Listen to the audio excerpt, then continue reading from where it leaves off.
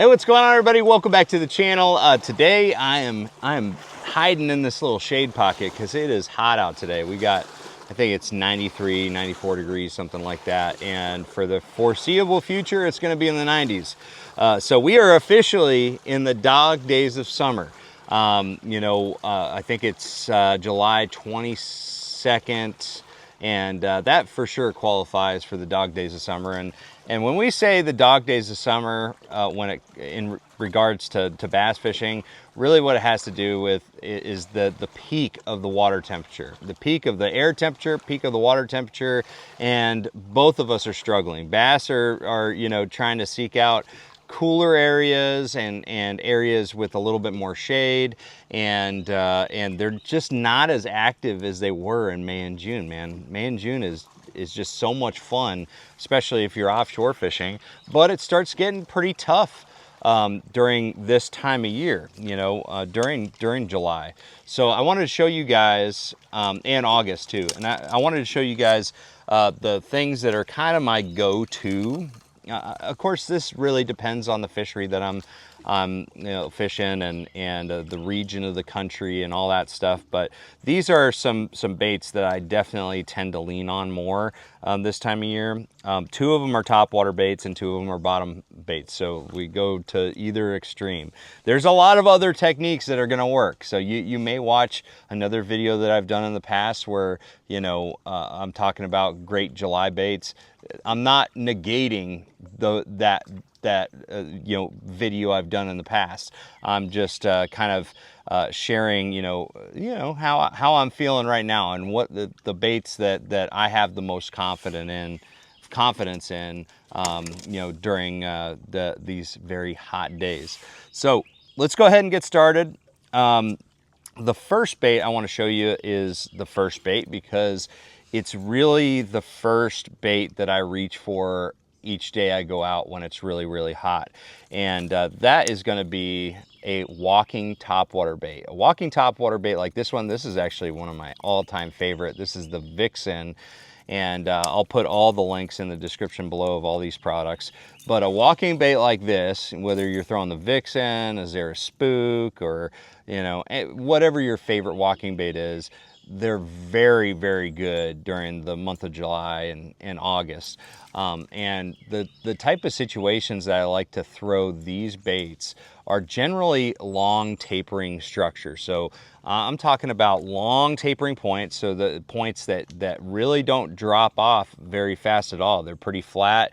Oftentimes, if it's really calm and sunny, you can see the points and how shallow they are. They'll look, you'll see a little bit of brown in between all the green, the deeper water areas. So if you can visually see how shallow a point is, that's a really good situation to throw a walking topwater like this, and it's a really exciting way to catch fish. But really, essentially, the reason why they're on these shallow tapering structures, whether it's a long tapering point, a hump, a saddle, or just a big shoal, the reason they're up there is because it's a really good type of structure for fish to be able to corral bait fish. So like, imagine you're a bass just out in the middle of a river channel in 25 foot of water, 40 foot of water, something like that. Those bait fish have all kinds of depth zones that they can go to escape you. But if you're able to corral those bait fish onto a shallow, tapering structure like we're talking about, there's not a lot of places they can go. So it's really essentially a place where bass can condense bait fish, and they either go to the surface or they've got like 2 foot, 3 foot to go down, whatever the depth is. So long tapering structure is really good. It's a great ambush point for bass, and a topwater like this is one of my favorite things to throw in that scenario.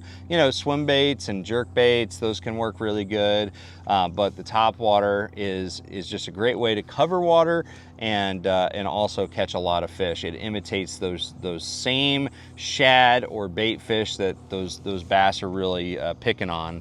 On that type of structure. So that's one that I really always got tied on during the dog days of summer. and this is primarily kind of a early morning, kind of late afternoon type scenario. You know, you can catch them midday doing this. So if you do see the fish schooling and popping on bait fish on the surface, definitely have that one ready to go. But for the most part, you're talking about morning and afternoon. So find that long tapering structure. Maybe it's an area where you got some current or some wind blowing onto it.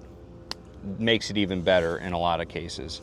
All right, so walking baits number one. The next bait is another topwater. This is one for midday. This is one that I like to really pick up middle of the day. You've probably seen me do videos on this exact topic. Even recently, I just filmed one actually.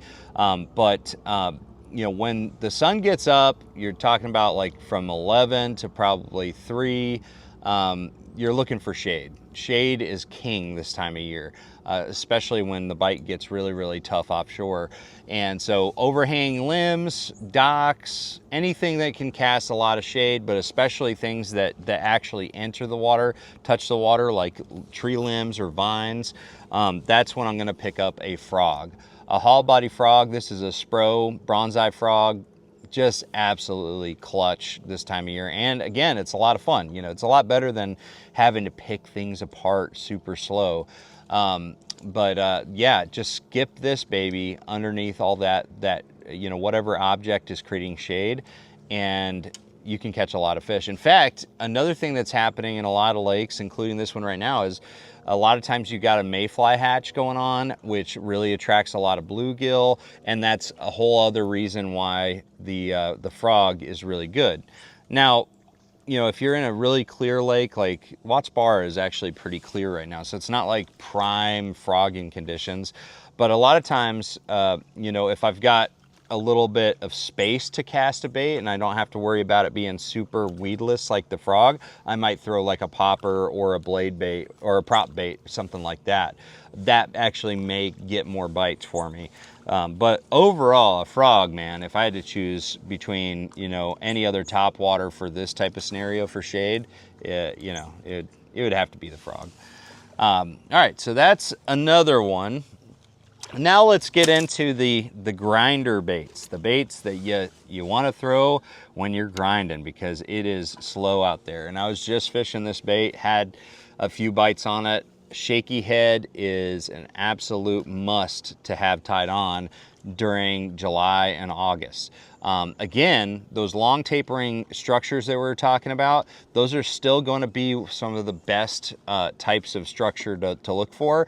But when the sun gets up and those fish aren't chasing the shad around and pulling them to the surface like they were, and so you're not really, you know, it's not prime time to throw the walking bait anymore, the shaky head is going to be really, really good. I like it, just a good old ball head style jig head. I'll put a link in the description below for a good one.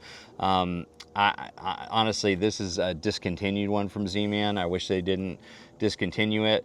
And then I really love the SMH worms.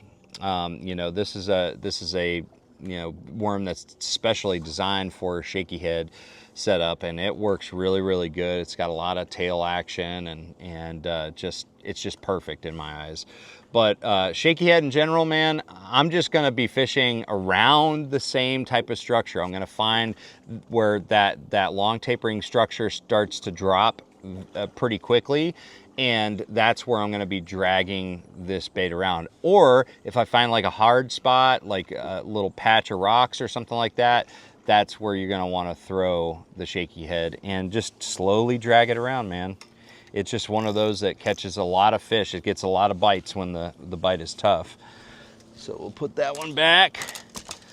All right, and the final one is if things start getting a little bit deeper, you know, the shaky head, I forgot to mention, is really kind of like a 12-foot or less bottom bouncing technique for me, the way I like to fish it. But I mean, you could fish it at any depth, so don't let me, you know, discourage you from fishing deeper than that.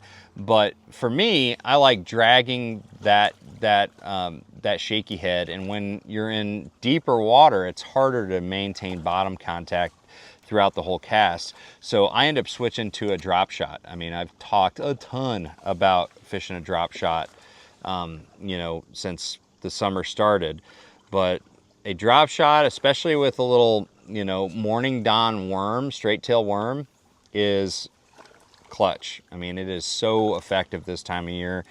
And you know, it's a bait that, you know, if you find them offshore schooled up, this is one that you're definitely gonna want to throw at them. But also just any type of likely high percentage hard bottom spot. You know, it could be you know, it could be a point, it could be, you know, you could be fishing, you know, a ledge, any type of structure you think the fish are there, whether you can see them on your electronics or you just think that it looks good. Dragging a drop shot on the bottom with that little morning dawn worm is one of the most reliable ways to catch them this time of year. So and I usually like to keep a fairly heavy weight. You know, if you're fishing real shallow or it's really you know, thick rocks or something like that, real snaggy rocks, you might want to go down to a lighter weight, but usually I'm using a 1/4 ounce. That's just kind of where I'm going to be fishing it, because I'm usually fishing this like 15+ feet of water most of the time, the way that I fish it, but drop shot will catch them just about anywhere. But anyways, guys, those are just some thoughts on some really good baits this time of year. If you're looking to get out or you've been struggling to get some bites now that it's starting to get super hot, try these out. These are definitely proven. I've had a lot of success with them this summer and every other summer that I've fished them. So anyways, guys, let me know what you think in the description below. Is there any other baits that you would add to this list? I want to hear your opinion on that. And also check out the links in the description below. Thank you guys so much for watching. Make sure you like, share, subscribe, and I'm going to see you out on the water. Trust the process.